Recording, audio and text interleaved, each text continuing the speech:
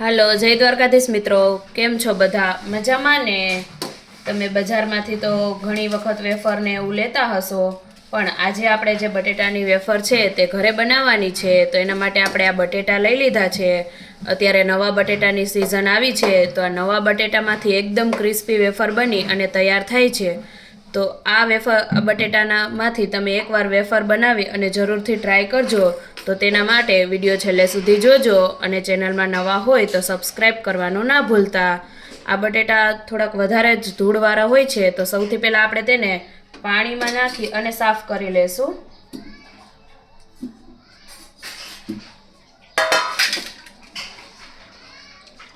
તેને પાણીથી એકદમ ધોઈ લેશું, એટલે તેની જે ધૂળ છે તે એકદમ નીકળી જાય.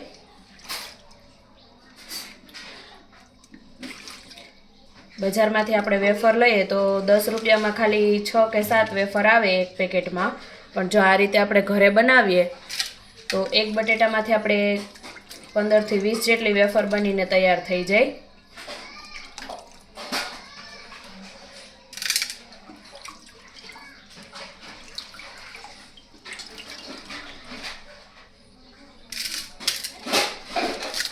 બટેટાને આપણે સાફ કરી લીધા છે, તો હવે આપણે તેની છાલ ઉતારી લેશું.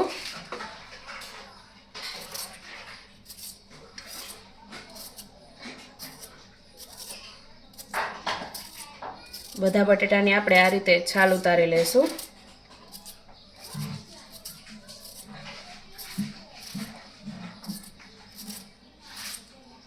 ઘણા લાલ બટેટા આવે એમાંથી વેફર બનાવતા હોય છે, એમાંથી તો મસ્ત બને જ છે. પણ જો લાલ બટેટા ના હોય તો તમે આ જે નવા બટેટા આવે છે અત્યારે, એમાંથી પણ વેફર બનાવી શકો. આમાંથી પણ એકદમ ક્રિસ્પી વેફર બની અને તૈયાર થાય છે.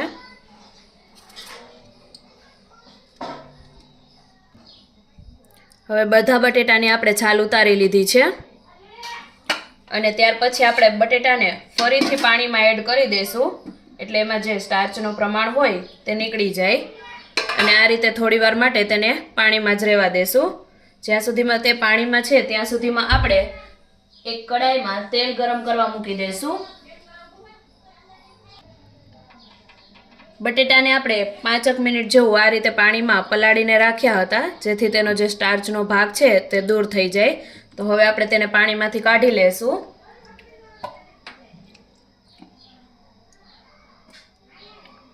અને ત્યાર પછી આપણે તેને એક કોટનના સાફ કપડાથી એકદમ કોરા કરી લેશું. આ રીતે બટેટાને આપણે એકદમ કોરા કરી લેવાના છે, તેમાં જરા પણ પાણીનો ભાગ ના રહે એ રીતે.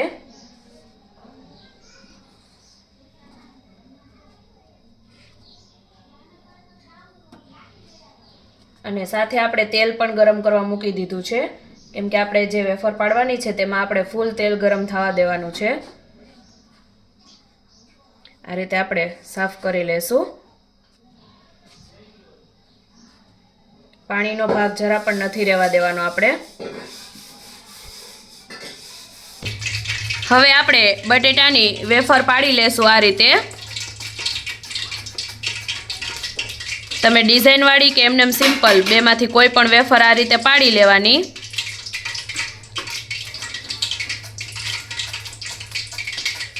બધા બટેટાની આપણે આ રીતે એકદમ પતલી પતલી આપણે વેફર પાડવાની છે.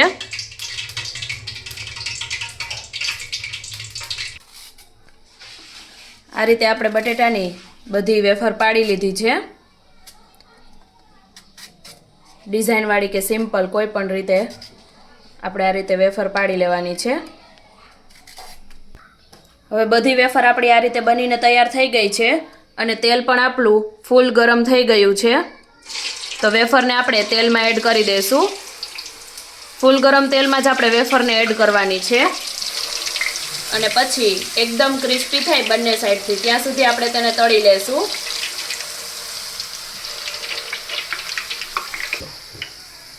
આ રીતે ક્રિસ્પી થઈ જાય અને બંને સાઈડથી તળાઈ જાય એટલે આપણે તેને કાઢી લેશું.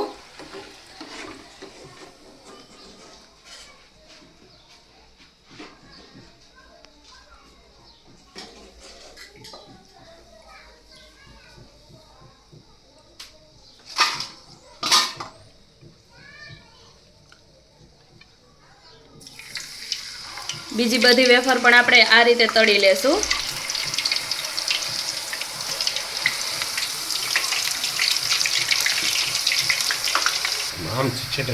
ગરમ તેલમાં એડ કરશો એટલે એકદમ ક્રિસ્પી બની અને વેફર તૈયાર થશે. આ રીતે તમારે ના બટેટાને બાફવાની જરૂર પડશે કે ના કાંઈ સૂકવવાની કે જરૂર પડશે. એકદમ ઇન્સ્ટન્ટ બટેટાની વેફર બની અને તૈયાર થઈ જશે. બજારમાંથી તમારે લેવાની પણ જરૂર નહીં પડે. એકદમ બજાર જેવી જ વેફર ઘરે બની અને તૈયાર થશે.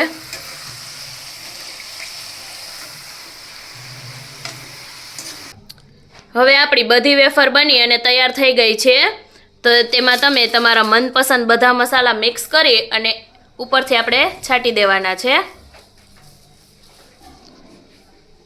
ચાટ મસાલો, મીઠું, લાલ મરચું પાવડર એ બધું આપણે મિક્સ કરી લીધું છે અને પછી આ રીતે આપણે વેફરમાં છાંટી દેશું.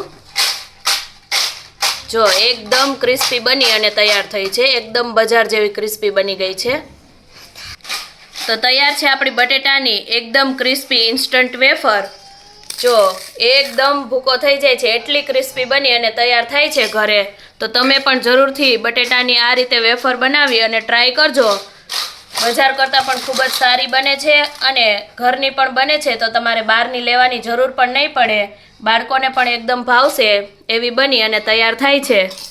વિડીયો ગમે તો લાઈક કરજો, શેર કરજો અને ચેનલમાં નવા હોય તો સબસ્ક્રાઈબ કરવાનું ના ભૂલતા. અને આવી અવનવી ગુજરાતી વાનગીઓના વિડીયો જોવા માટે એકવાર અમારી ચેનલની અવશ્ય મુલાકાત લેજો.